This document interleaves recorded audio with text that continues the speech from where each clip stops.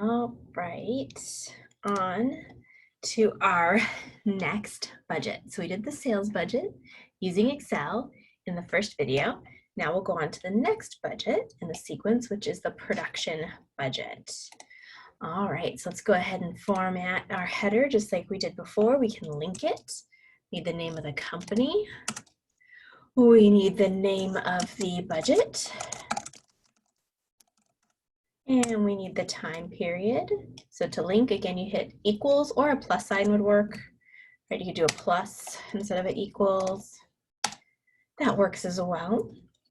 Let's figure out what our column usage is going to be before we center it. So we're going to do our 4 columns again. Since we've already typed it, we can just link it. Right, and I'll probably even link it to up here. Maybe I'll link these too. That way everything is linked. You only have to change it in one place for it to roll down. I remember I showed you do the crosshairs and just drag across. And I want to center this. Just pick that. And let's center. And yeah, yours didn't have a total for units. Oh, but I do like to have a total format. And let's do a bottom border on those. Bottom border. And if we remember what our production budget looks like for the rows, first we have expected sales. Again, we already have that type, so I'll just go ahead and link it to our sales budget. Then the next line is desired ending inventory. Or actually, I think we have this typed too, so let me go ahead and link it. Equals here. There we go. After that is a subtotal, total required units, and then you're gonna less, I'll write less inventory. That way we know the computation that's being done here, and that gives us required production. Now, I could type less here, but I did link it. Oh, what's the concatenate function? There's a concatenate function, but I don't think I remember it. I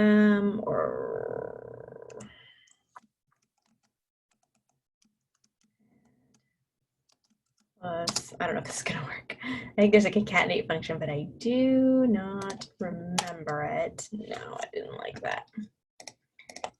There is one.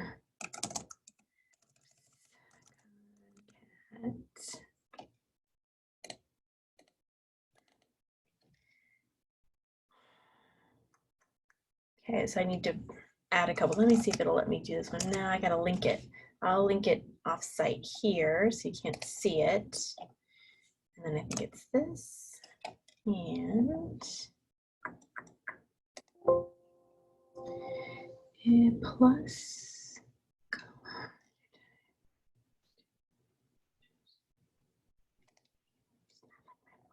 Hang on. Let's see what I need to do. Concatenate text 1 plus text 2. Also a comma. I did a different. I did not use a comma. I should know better. I thought it was a comma. And I went against it. So I selected J27.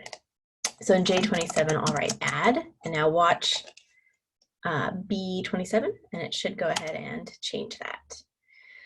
That way it's linked for me, right? Let me see if I can put a little space. There we go. Okay, so you could link anything. So if you want to put this in gray or something, so you know not to change that because it's linked. Okay, so that's just if you want to do that, or you could just type add. Anywho, let's go ahead and add our math underlines. Bottom border, we want our double underline here. Bottom, double border. I don't know if I'm liking the double underline, or I don't know if I'm liking the underline after these. So I'll just go back up here and say no border to get rid of it. Okay, that's right. All right, let's go ahead and start our linking expected sales. That comes from our sales budget. And then we can just pull across to grab February and March and the total. Easy peasy. Oh, we forgot to make this all pretty. So if you remember, it's go up here and merge. And there was a quick shortcut to do merge, but darned if I remember. There's like some hotkeys. I think it was like Control H, M, something or other. And it gives you, if you do the shorthand, it'll do this merge for you. But again, darned if I remember. You can Google it. All right, let's make this pretty colors again, like we did in the last one. I think I did blue, and I did outside borders, and then thick outside borders. And I always go one more than where I am so that you can see my double underline. Otherwise, you don't get to see that beautiful double underline. Alrighty, so we went ahead and linked our sales units from the sales budget. Now this is a calculation, so we'd go up here and the production department would say what they want to end the period with. So if for outdoorsies, I believe it was 20%. So it's up to them. They could enter it as maybe 20, and then we could go ahead and format this. So it's a percent. Oh, golly goodness, let me turn it up. There we go. And it's the same every quarter. All right. And so now I can use that. Ending inventory should always be 20% of next month's sales. To do that multiplication sign, you just hit the asterisk on your number pad. If you don't have a number pad, you do Shift and the number 8.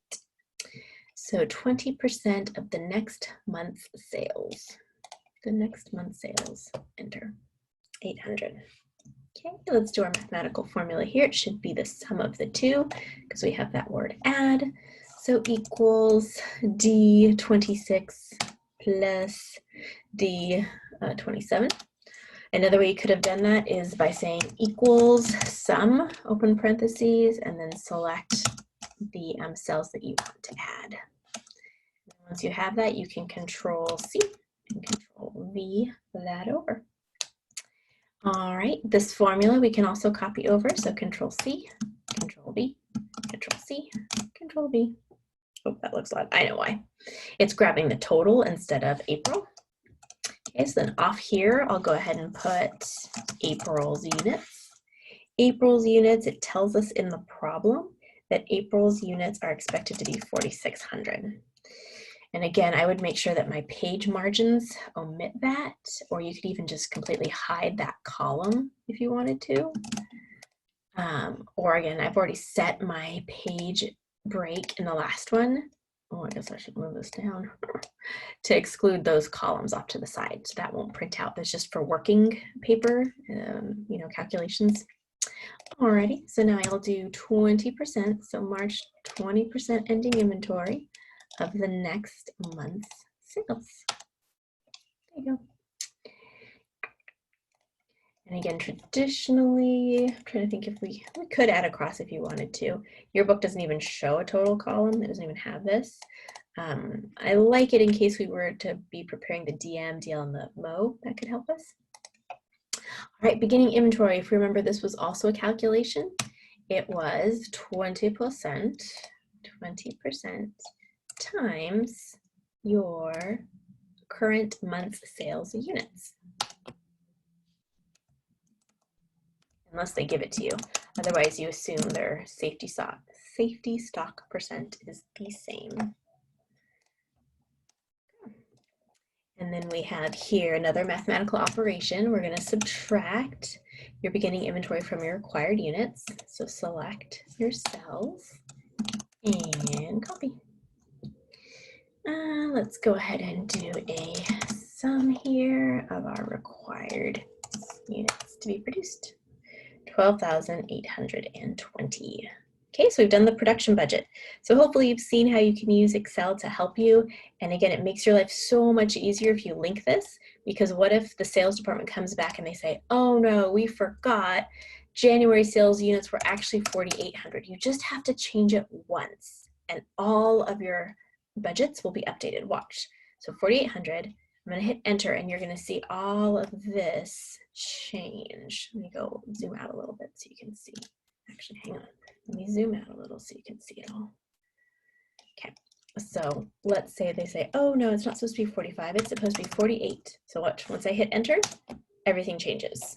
Okay, so that's the beauty of it. I'll take it back. Oh, there. The beauty of it is if you have everything linked and the only place that requires input are these cells right here that have been color coded. All of these you should not be doing direct input in because they're all linked or formulas. They're all linked or formulas. So that way if anything changes, sales department says, oh no, the price is actually going to be $225. Everything gets updated. Okay. Let me make this a little bigger so you can see that without it getting an error. Oops, cancel. So let's say $225. Why does it still keep doing that? How much bigger do you need to be? There. Okay, so everything gets updated. If we change this to 0.3, everything gets updated for you. You don't have to redo the math every time, right? So that's how Excel can help you in preparing budgets.